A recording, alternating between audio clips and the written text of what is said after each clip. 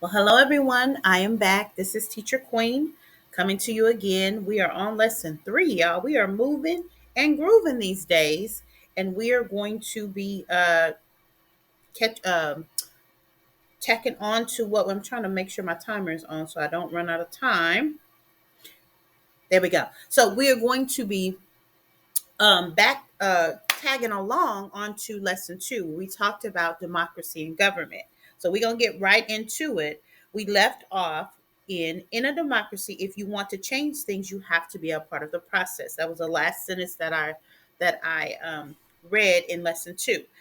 The next sentence says, as Jefferson said, if a nation expects to be ignorant and free in a state of civilization, it expects what never was and never will be. I'm going to read that one again because that's bars right there.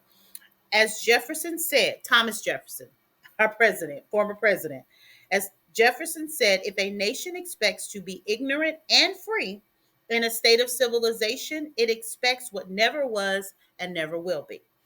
Again, bar. So if you disagree or don't think that that statement that I just read is true, Google it and find out. And please comment below or reach out to me and let's talk about it. Because again, we are coming from Joy Hakim's All the People, History of Us. I like, as I've said before, I like the study because it's storytelling, and I love storytelling as an educator, as a writer, as an author, as a person who loves to communicate well, is always looking for new words and new language and new vocabulary, and even and there I admire people who speak several languages because words are just fascinating to me. So, okay, enough about that. We're going to talk about today a couple of I call it, this lesson is going to be called the isms, and I'm going to tell you why I title it the isms. It goes on to talk about, I'll read this. It said, but some people said those words in the declaration without really listening to them. The U.S. government often did the same thing. Our nation wasn't guaranteeing basic human rights to all its citizens. Habit and selfishness were standing in the way of fairness. There's a lot of that. I can never understand how one human being can deem themselves more deserving than another human being. We're all have the same thing running through us. We all came here the same way. We don't leave here the same way, but we do. Everyone that is born dies. That's a universal truth. I don't care who it is, where you live, where you're from, what color, what race, what culture. It does not matter. If you born, you're gonna die. Okay. But to make it seem like, or you get yourself and a group of people to believe that they should have basic human rights, should be able to afford liberties and freedoms, and another group or another person doesn't, just because you feel they shouldn't, again, have a problem with that. All right, so let's go on because I want to talk about these isms. It says, you'll read about another struggle too, America versus the Soviet Union, what we also know as Russia. The Soviet Union, this was then, was the Soviet Union was the second most powerful nation in the world. Now, what this point in time in our history is in 1947. I have a picture that I'm going to go back and post when we edit so that you can see. It is a picture that was of 1947. It's the communist vulture has replaced the stork and threatens to drop baby chaos among the European nations crippled by war if Dr. U.S. Congress doesn't step on the gas and come to their rescue. Now, we know that the big leading countries and nations at this time were the U.S. and Russia. Um, and so Russia was at that time a communist nation with a totalitarian government. Okay, so let's look up what Russia was. Let's look up communist first. Give me a moment here.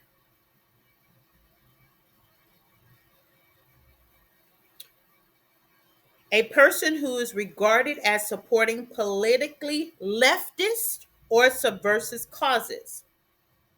Pertaining to communism, let me get one more. Ah, so when I looked it up as a thesaurus, it says Marxist, um, leftist, Bolshevik, um, castrite. Let's see about totalitarian.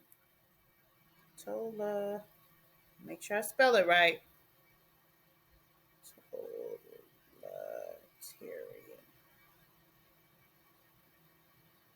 Okay. Exercising control over the freedom, will, or thought of others. Authoritarian, autocratic. This is a totalitarian person or government. They want control over everything. Not only the person's freedom, they want their will, their thoughts, everything they want to control. So the isms that we're going to talk about totalitarianism, communism, and then we're going to talk about capitalism. And that's why it's called lesson 2 is called the isms. Now, totalitarianism is a political idea, the book says. Communism is an economic idea. And let me give you their definition and why they deem them as such. Communism is a method for controlling work and distributing a nation's farm produce, manufactured goods, and services. Under communism, the government owns almost everything, land and businesses and industries. It wants to take complete control under communism. Citizens work for the government, not for themselves. Let's look up what capitalism, because you hear these words so commonly and you just take them at face value in the context that they're being used, but it's always good to have an understanding for yourself. And I again implore you, I encourage you, plead with you, beg you to make sure that you understand, get it in your language. This is why I'm so passionate and intent on doing these lessons, because I want you to understand these words and what they mean to you, what it could mean for you. Okay, so now we're going to look up, we looked up communism. Let's look up capitalism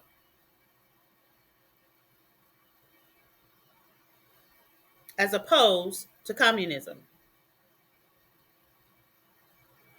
Google's giving me an ad. Hold on, y'all. Come on, Google. Thank you. An economic system in which investment and ownership of the means of production, distribution, and exchange of wealth is made and maintained chiefly by private individuals or corporations, especially as contrasted to cooperatively, okay, or state owned means of wealth. So, capitalism in its original intent was never meant for big banks, big corporations, big entities. It was meant for private individual systems to be able to manufacture and create wealth for themselves. The goods and the needs and the services that they needed, they were able to trade, they were able to borrow, and they were able to obtain this economic freedom because of it. All right, so it says totalitarianism and democracy are enemies. Let me go back. Totalitarianism and democracy are enemies. Okay? Communism and capitalism are rivals.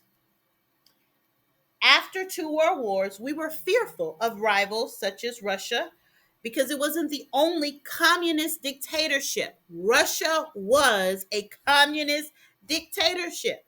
China and Cuba would soon become two others. Now, this is history.